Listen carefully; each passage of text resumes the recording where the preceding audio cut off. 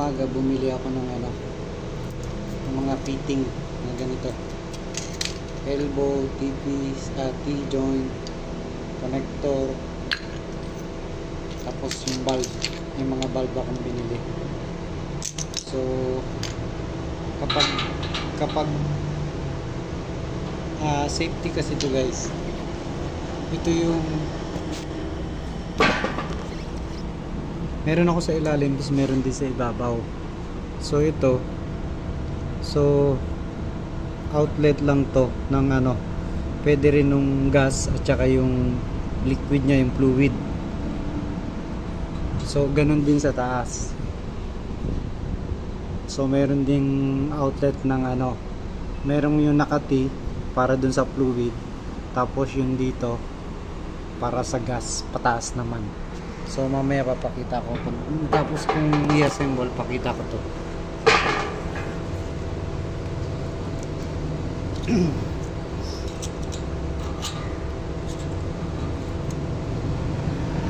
So mamayang hapon yung lock naman ng ano, yung saklog, wala kasing lock yun so kailangan merong maglalak doon para walang singaw. Pero ngayong umaga, ito muna yung ginagawa ko kasi mamayang hapon na yun, tsaka hindi pa ako nanghalian. Nananghalian muna ako. Hindi ko naman nagpunta sa init. Siyempre, tsaka may hindi mo ibang kabagal, tapos yung parin na init, tsaka mataas yung hindi ko naman nagpunta. Right lang.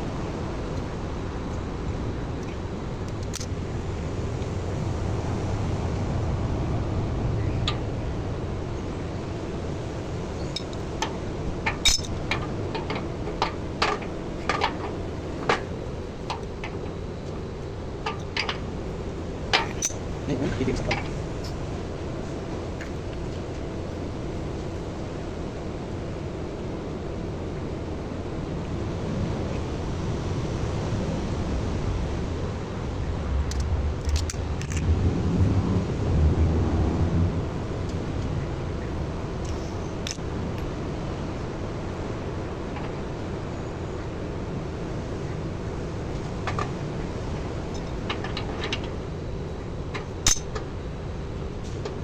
Tapos,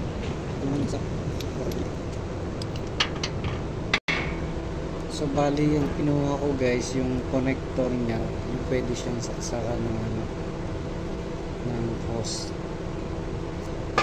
Kasi pag halimbawa gusto mong gamitin yung gas,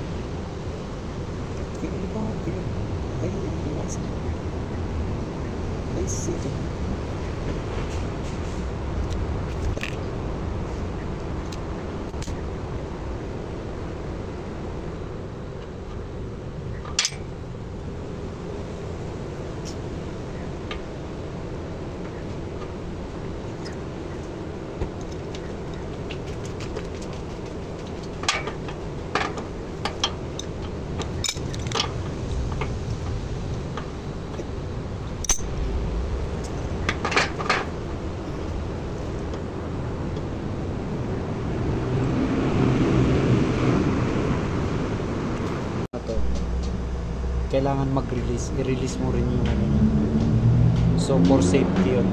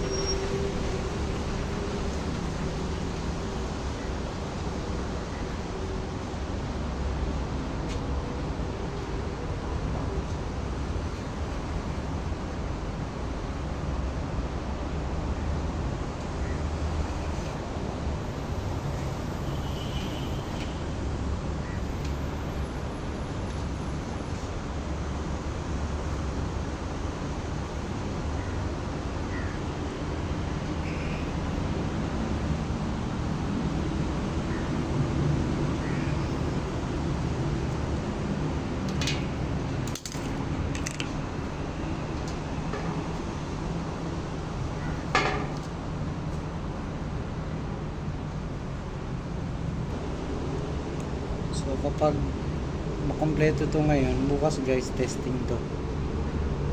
Testing na to.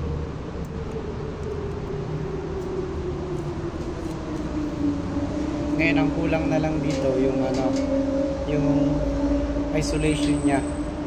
Siyempre kapag yung sobrang taas nung ano niya, di ba? Yung Fahrenheit, yung Celsius o Fahrenheit.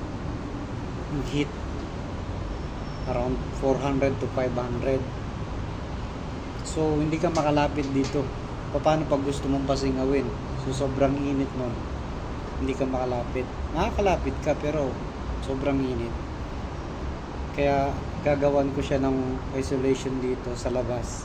Yung karamihang ginagamit nila, nilalagyan nila ng fiber to sa labas. Tapos lalagyan ng ano, ng cover, flat sheet or ano, yung manipis lang or yung bubong galvanized na ano, yero. So yun yung gamit nila. Ako meron ako fiber pero ano na siya, matigas na fiber na siya. So bali mga 100 mm o 80 mm pagkakabit-kabitin ko lang. So yun na lang ang problema dito. Kaso mamaya ite-testing ko rin yung ano, yung sindihan sa ilalim. Kasi masyadong maliit yung ano ko. Masyadong maliit yung sindihan. Kasi 75 mm lang yung ano, 75 by 3 inch by 3 inch. So titingnan ko kung makakahinga ba yung ano. Mamaya ite-testing ko rin yung hapon. Tapos bukas pag okay na, di fire.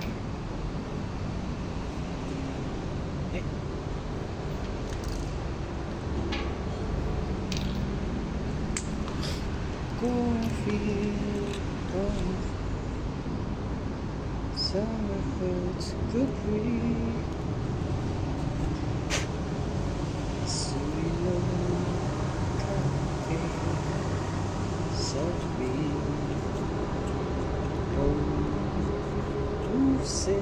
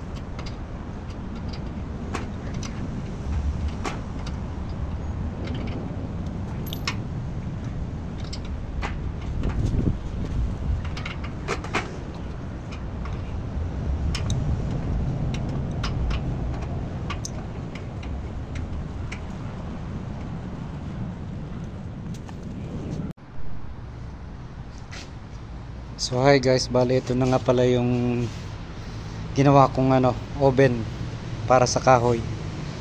So biochar oven. So bali meron akong release ng pressure dito. Yung isa para sa sa liquid niya. Tapos ito naman sa taas, yun yung gas. So minsan kasi pag yung overpressure dito, dapat magre-release ka rin. Tapos dalawa yan, meron din sa ilalim.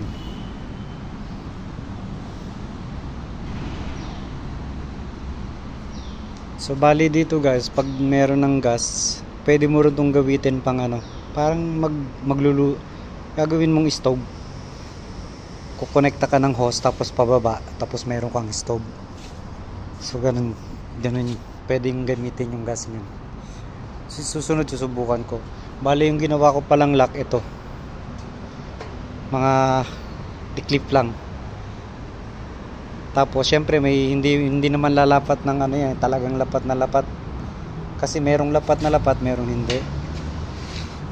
Hindi kasi yung perfect yung pagkakat ko.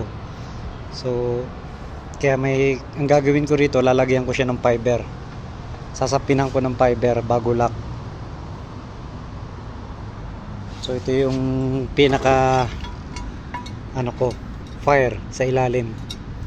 So dito lalagyan ko ng langis tsaka yung basahan o kaya yung fiber. Tapos isusuot mo yan dyan. Pag sinuot mo yan dyan, eksakto yan dun sa may pipe. Dito sa pipe. So bali ang dito lang gagapang yung baga, yung apoy. So sa loob ng tangke, yung kahoy, hindi nadidilaan ng apoy yun. So bali lang yun, init.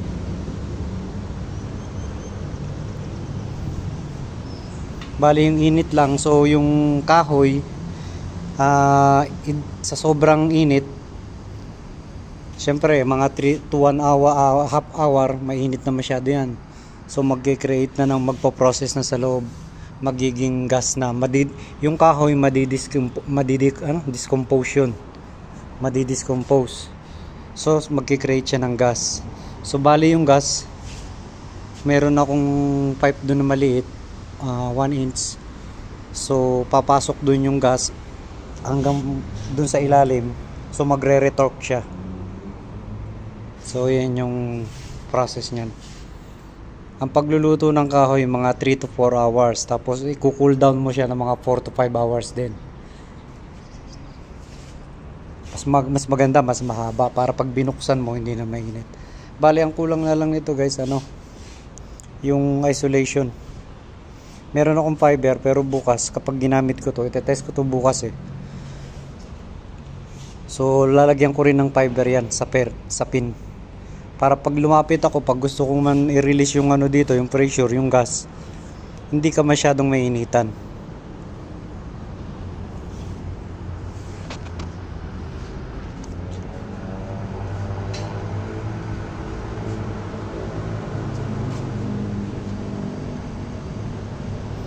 Bali ang laman nito, ang height nito is 1 meter.